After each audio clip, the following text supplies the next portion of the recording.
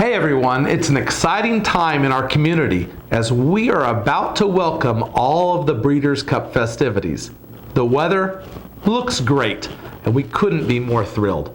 For those of you who don't know, the first time that I ever came to Kentucky, my good Christian grandmother took me to my first horse race. Yeah, it happened to be at Keeneland, and as a kid I thought all tracks were just as beautiful as ours. As an adult, of course, I know this isn't true, but while she didn't place any bets that day, she did teach me how to pick a winner. The Breeders' Cup officially kicks off with race 6 on Friday, the Juvenile Turf. This race will feature many great young horses and is typically dominated by European horses that are shipped over, as they're comfortable on the turf. However, if you like hometown horses, you might want to choose either number 8 Aeroforce or number 12 Camelot Kitten. It's owned by Ken and Sari Ramsey. However, I predict that when turning for home, the winner will come from the back of the pack.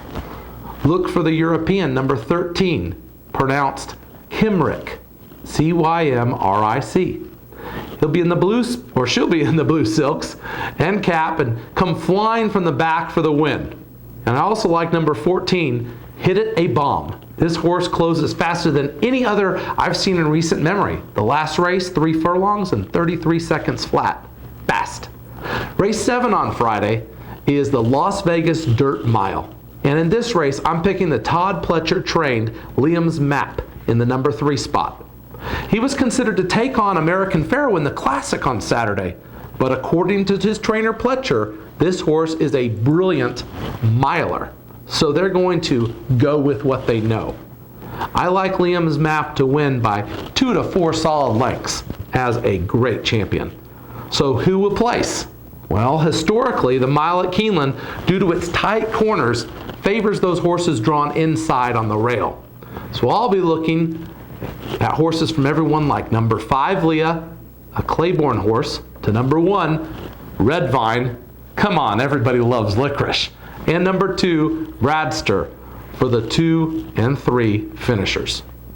Sweet tooth note, if any of you are on the West Coast and are West Coast fans of Winchell's Donuts, in my opinion, the only real cake donut, you might want to pick Winchell Racing's entry, number 9, Tapiture, daughter of Tapiture, or of Tappet.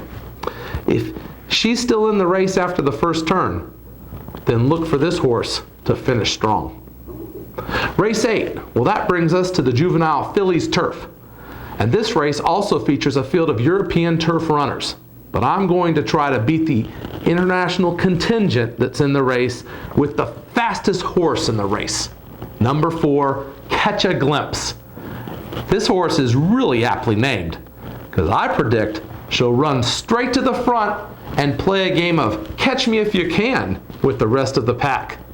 Look for international shipper number 10 Illuminate, as well as 2 fillies that love the Keeneland course and just raced there, number 8 Harmonize and number 7 Sapphire Kitten, another Ramsey horse, to challenge in the last furlong.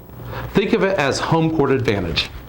Looking for a good long shot? Well, Bill Mott may have a horse for you. The number 12 horse Gliding By is a Bill Mott trained filly running only the 2nd race of her career. She should be running down the stretch like a freight train at the end of the race. Capping off Friday is race 9, the Longines Distaff. And this is a $2 million race. So obviously every trainer is bringing a horse that they think can win. Well, let's look at some names here. Number 4, Stop Charging Maria. Number 7, Wedding Toast.